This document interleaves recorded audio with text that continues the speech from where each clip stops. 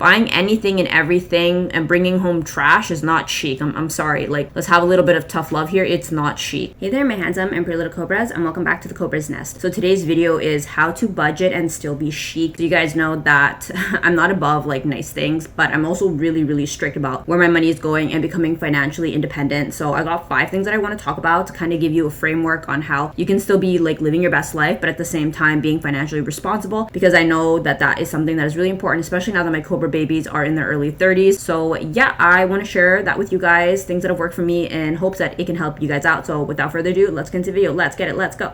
Woo.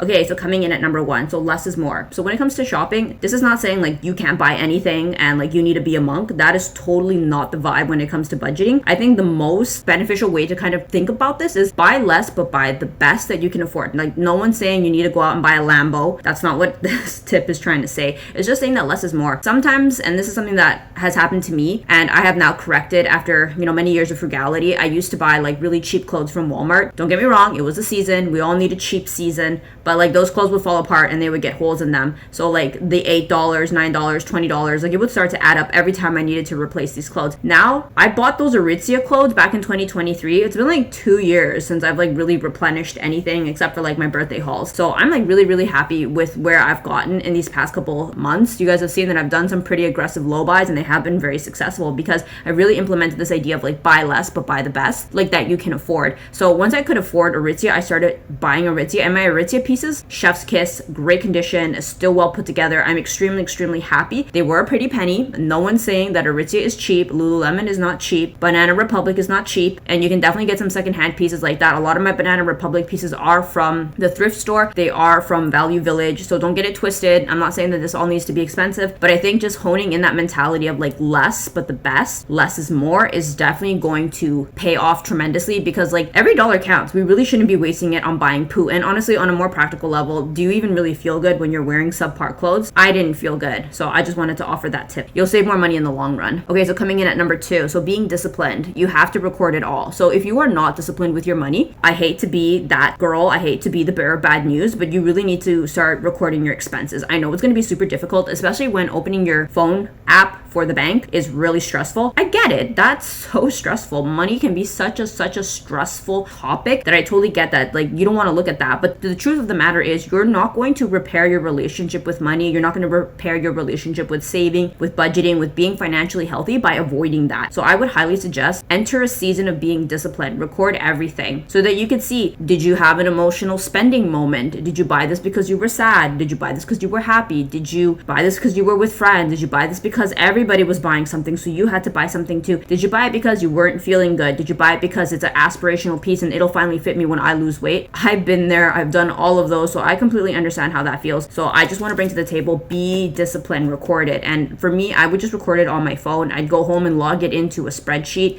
It doesn't have to be anything complicated, anything fancy, but it just holds you accountable. And then I got to the point where sometimes I didn't want to buy something because I was like, I have to record that, and I didn't want to record that. When you budget and you can go back and see what you've done, will truly free you and see what bad spending habits you have developed. Okay, so coming in at number 3. So you guys know that I'm no stranger to this, but yeah, do low buys and no buys. I think it's good to have a season of them, and I'm not saying you need to do aggressive low buys and no buys. You guys know that I have done like aggressive low buys and no buys. Some of them last like half a year, 6 months. I tried to do even like a year. So it all started with my project pan. I had a bad addiction to shopping for makeup. It wasn't doing me any favors. That was a whole story. You can definitely check out my channel. I have a bunch on those videos, but my point is, like, you can do a low buy according to your needs. You can start off slow. You can do a couple weeks. You could do like a month or two. Like, nobody's saying you need to do aggressive ones. However, I do advocate for doing low buys and no buys to help reset your system, to get accustomed to that, like a life that doesn't revolve hyper consumption. Like, don't get me wrong, I know that I love me a good little shopping haul, little spree as well too. Like, I'm not going to sit here and tell you that I don't, but these low buys, these no buys are really helpful. They will definitely help reset your system, and I really do think that's important if you're trying to be on a budget and you're trying to be chic. Buying anything and everything and bringing home trash is not chic. I'm sorry. Like, let's have a little bit of tough love here. It's not chic. Okay, so coming in at number 4, understand what insecurity you're feeding. So I think if you've been on a very like dedicated journey of getting your finances in order, you've probably kind of entered the realm of asking yourself the critical questions, the deeper questions. What insecurity are you feeding? And I think that will help reveal some of the drivers of what pushes you to buy things that you know you shouldn't be buying.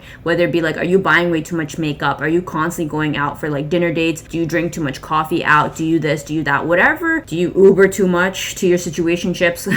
Whatever it is, you will reveal to yourself what insecurity you're feeding through the things that you are wasting money on. So to kind of illustrate my point, when I used to buy an F ton of makeup, it's because I didn't feel pretty. I felt like I needed to wear makeup to make myself feel prettier. And like, I'm not sitting here telling you like I don't not wear makeup. Like, I still wear makeup. I will always love makeup. But my makeup now is not controlling my life, not controlling my finances. I hit these great project pans. Let me show you guys so you guys can see. I will fully pan things. Like, do you see that? These aggressive pans? Because like, I have a healthy relationship with makeup now. It's like, if you buy the product, finish it. Like, you don't need 11 palettes. It's just completely unnecessary. Like, you know it's unnecessary. So if you need a little bit of help with that, you can definitely check out some of my playlists. I have a lot of playlists on project pans, my low buys, no buys, if you want some inspiration. Okay, so coming in at number 5. So learn about stocks and learn about investing. I think that part of being, budget friendly and being chic is kind of learning more about the nuances of money. Something that really freed me in my money journey was realizing that money isn't real. And I'm not going to get like super deep into it. If you know, you know. But yeah, money isn't real, and money can grow, and money just pretty much flies out of thin air. And if you don't buy stocks, you may not even understand what I'm talking about.